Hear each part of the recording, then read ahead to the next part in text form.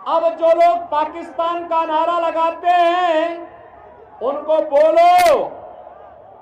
बोलो वही हाल कर देंगे जो हाल महाराज सुहेलदेव ने सालार मसूद का किया था।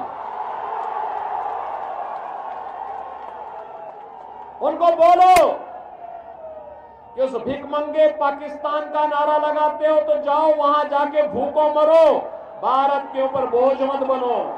कैसे आप सब? उम्मीद करते हैं सब लोग खुश और स्वस्थ होंगे। ये थे योगी आदित्यनाथ, जिन्होंने एक सभा में बोला था कि जो भी पाकिस्तान प्रेमी है, जो पाकिस्तान जिंदाबाद का नारा लगा रहा है या फिर पाकिस्तान के सपोर्ट में है, उसका हम वही हाल करेंगे जो सुहेलदेव ने गाजी सैयद सलार मसूद का किया था। अब ये बोलेंगे ये कौन थे? देखिए, ये जो सलार मसूद है ना, वो एक मुग़ल, वैसे भी पता है आपको, यहाँ पे जितने मुस्लिम हैं वो कन्वर्टेड हैं, ठीक है। यहाँ ये जो धरती है वो सनातन धर्म की ही धरती है, ठीक है। और यहाँ पे जो भी मुस्लिम है वो या तो अरब कंट्री से, जब मुग़लों का एक मुग़ल जब आए थे यहाँ पे, तब उस टाइम पे उनके अत्याचार की वजह से बहुत लोगों ने कन्वर्ट किया था। तो यही है जो सलार मसूद था, जो उस टाइम पे मुग़ल ही था, वो बाहर से आया हुआ था। और जिस तरीके से उसने उस टाइम पे बहुत सारे जो मुग़ल थे, वो औरंगजेब ले लो, और भी बहुत सारे औरंगजेब हो गए, औरंगजेब जो कि बहुत ही क्रूर था, चंगेज़ खान था, ऐसे तमाम थे। उसमें से ही एक सलार मसूद जो था वो था। और ये वॉर ऑफ बहराइच जो यूपी में है, तो वहाँ पे सुहेलदेव और इस सलार मसूद के बीच में वॉर होता है।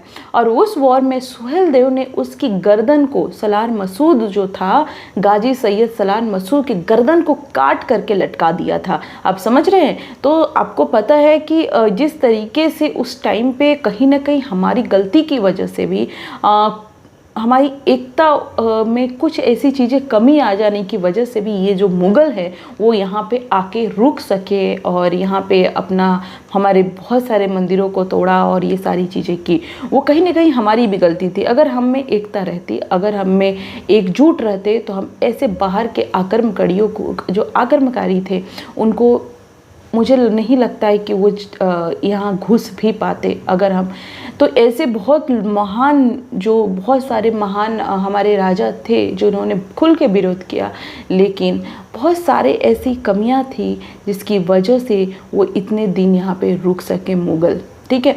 तो यही योगी आदित्यनाथ ने बोला कि जो सुहेलदेव थे, जिस तरीके से सलार मसूद का काम किया था, जिस तरीके से खात्मा की थी, अगर अभी कोई भी पाकिस्तान पर ही, हमारे देश में खाना पीना, हमारे देश का नमक खा रहे हो और पाकिस्तान के गुण गा रहे हो, पाकिस्तान जिंदाबाद के नारे लगा रहे हो, पाकिस्तान प्रेमी दिखा रहे हो, ये सारी चीज़ें यहाँ पे नहीं चलेगी। हाँ, पहले की सरकार थी, जब कांग्रेस की सरकार थी, जिसमें इस सब चीज़ों पे कोई रोक टोक था नहीं, क्योंकि वहाँ पे कोई नीति ही अलग थी।